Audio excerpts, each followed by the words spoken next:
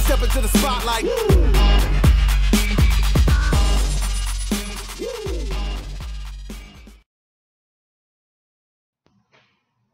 Hey guys, how's it going? Underground Geek here. So I've been very busy on my comic book. I've been very busy doing other things, my job, things like that. So we'll see how that goes. But I've been trying to make more videos.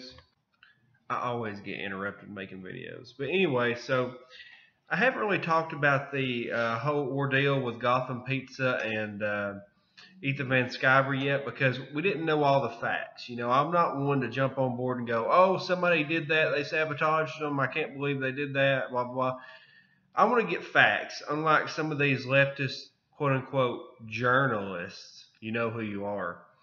I like to get all the facts before I jump to conclusions. So now Ethan has just sent out a video where he's talking about it, he's talking to the owner and everything, and then we know the facts, we know the parameters. Basically, he went there, and then the very next day this happened. So we know how that went down. Ethan started GoFundMe for the dude's store. They got more than they needed. Everything's good. So that's what happens. You know, that's what happens when good people do things. Oh my gosh, interrupted again. I hate it. Hate it. But anyway, so yeah, everything's good. Everything's good in the world. But here's my thing. When you try to do good things for people, there will always be those people sitting on the sidelines quiet until something like this happens, and they try to blame it on you. And it really makes me laugh when stuff like that happens, because you never saw those people ever saying anything nice, ever trying to help. All they ever did was try to blame somebody. So B. Claymore comes out of nowhere and starts bothering Ethan Van Sciver. And it gets to the point where Ethan says, please tell your friends to stop. I don't discuss politics anymore, and I don't want anyone to get hurt. I'm just trying to promote comics. And that's really what he's doing. He does not talk about politics. And when somebody brings it up, he says, no, I don't want to talk about it. And it's funny because he was responding to this message. See, this is what happens. These people always try to put everybody in the same collective thinking because that's the way they think. So basically, he says, you know, before this, he says, one thing we've learned from being harassed by the DNC crowd is that highlighting their actions only encourages them. Just a thought. So he tries to turn that. It's a snide kind of turn on what he's saying. He's trying to say, well, when we're dealing with the DNC crowd, we found that if you highlight their action, it only makes it worse. So maybe don't do that. And it's like, you're trying to insult the guy that's just trying to help his friend with his pizza store. Really? And so then as Ethan says this, please tell your friends to stop, he just quotes, wow. And so that's when the umbrella guy says, wow, nothing. You were there promoting violence when you thought people couldn't see you. Block list and disparaging. We're still here for comics. Basically what he's talking about is, B. Claymore was in that group of people that was doing the private chats on Facebook, trying to basically collaborate over state lines about a plan about how to get diversity in comics to, quote unquote, flip out with it, some kind of fake PTSD and attack them. They were going to stalk him at a con, which is illegal. And they were going to try to dog him into harassing them, which is illegal. And they were conspiring to do it. And they were busted for it. We got the receipts. So then he goes on to say, yeah, this is the thing. So that umbrella guy says that. And the first thing he does is he takes everything this guy is at face value and insults him. That's what, you know, when they see a black person, that's all they see is a black person. When they see an Asian person, that's all they see is an Asian person. They have no personality. They can't draw anybody or write anybody with personality. They are, quote unquote, their personality is, quote unquote, black person. So then he immediately starts insulting him and says, do you sell umbrellas or what? Why is that a thing you'd advertise? How does stalking people on Twitter help you sell umbrellas? Obviously, you're obviously not on a block list if you can read my tweets, kid. See, then he has to assume he's a kid. Not that I know who are beyond your umbrella promoting. So obviously you don't know what Umbrella is. He's obviously using Umbrella as the Umbrella Corporation in Resident Evil. If you were actually a fan of this culture, you would know that. It's the red and white. I mean, it's obviously that looks like the opening scene for the Umbrella Corporation Resident Evil movies. And he says, "Kid, yeah, I saw your tweet on EVS riling up his fans. You guys don't get it. You've lost touch with comic fans. We're the enemy. Why?" He says, "I don't know why you decided to be my enemy." See, they have to answer a question with a roundabout question. I don't know why you decided to make me your enemy. You know, they have to play this weird kind of, I'm above you kind of mentality when they're talking. You're the one who came after me. Remember, this weird war you're fighting is pretty silly. So now it's a war. See, first he was just saying leave him alone.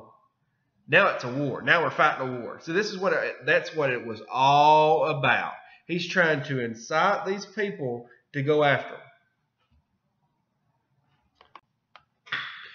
But Umbrella Boy, he Umbrella guy, he really kind of holds his own. He says, "Enemy, you're kind of fun, honestly, but I don't see you as the enemy. I just never got the secret Facebook group thing. Maybe that was you.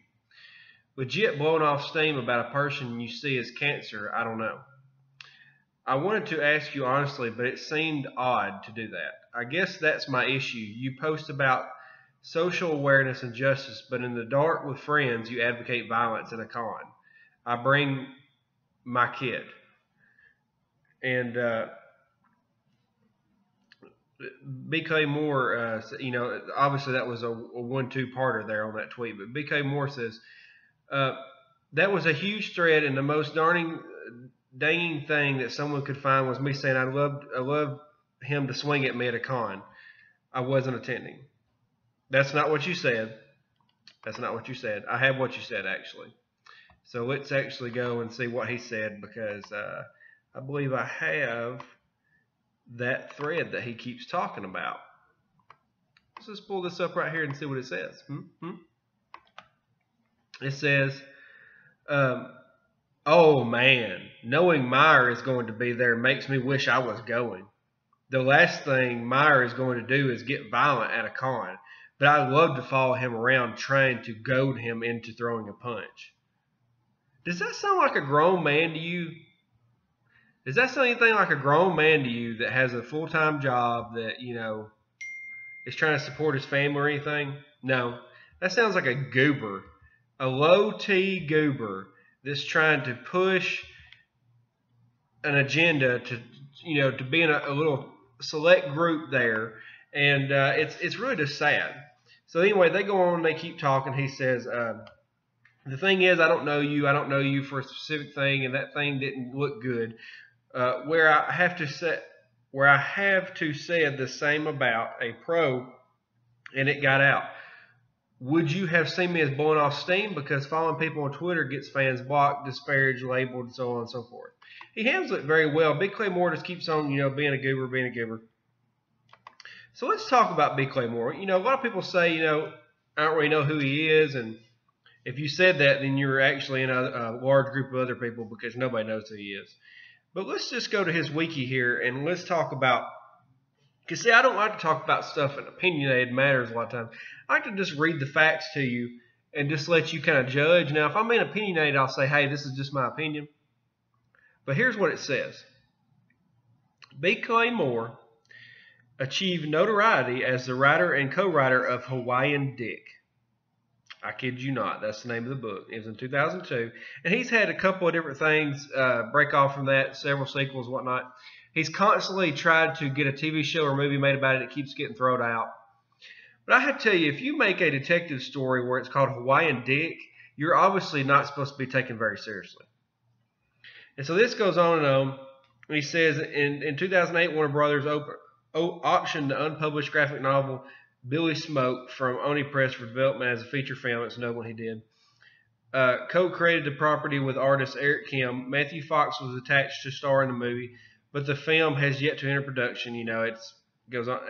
This keeps happening over and over.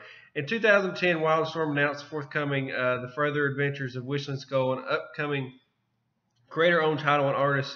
Tony Harris originally set to debut in 2011. In September 2012, DC Comics announced the books would be appearing under the title JSA, The Liberty Fighters, and the book was ultimately released with a cover date. You know, he had a little bit to do with that. In late 2015, it was announced Hawaiian Dick had been optioned by NBC. Nothing ever came of that. And so basically what he's trying to do is he's trying to make it big, but it's not ever doing anything. And then it says he did a 4-issue series called Savage. And basically it was Tarzan with dinosaurs. Like, if you want to know what Savage's comic book by Valiant Comics was about, it was Tarzan with dinosaurs. He was from a rich family that got stranded on an island with dinosaurs, blah, blah, blah. I mean, how unoriginal do you have to be to come up with that story? You could have just done Tarzan. And so, you know, it did 4 issues. And let's talk about some of these sales on these 4 issues, okay? Let's pull this up. I'm going to show you some of these sales.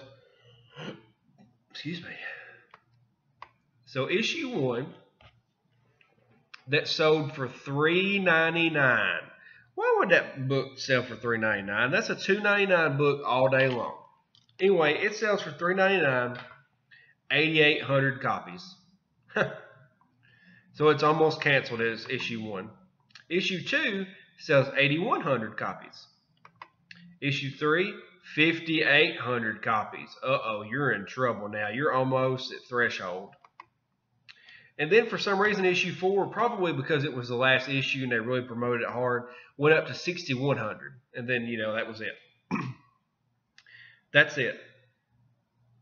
I mean, these are horrible numbers. At the same time, Jughead's selling more. Faith is almost selling the same amount. You know, that overweight superhero. But anyway, so let's see if I can find some more things here. But his Twitter profile is very dumb. It says writer of well-reviewed comics. I would have to disagree. Conceptualizer of conceptuals. You know, these people are not funny. They're snide, rude, ill-mannered people, and they think that they're funny. They think that this random sarcasm is funny, and it's not. It's just not. I mean, my gosh. But anyway, that's all I got to say about it. I just want to kind of talk about this deal. It goes on and on. You know, it ends with, you know, the reason you blow off steam in private is because you would never actually advocate violence. So it's a silly fake concern. Yeah, I know a lot of people that blew off steam in private and then later on become suicide bombers or mass murderers.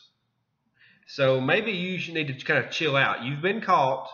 Basically what you should have done is you should have apologized and you should have fell into obscurity and hoped nobody remembered you in a couple months. That way you could start over a clean slate. But that's just me, guys. All right, I'll talk to you later. Underground Geek out. I wish I knew you when I was young.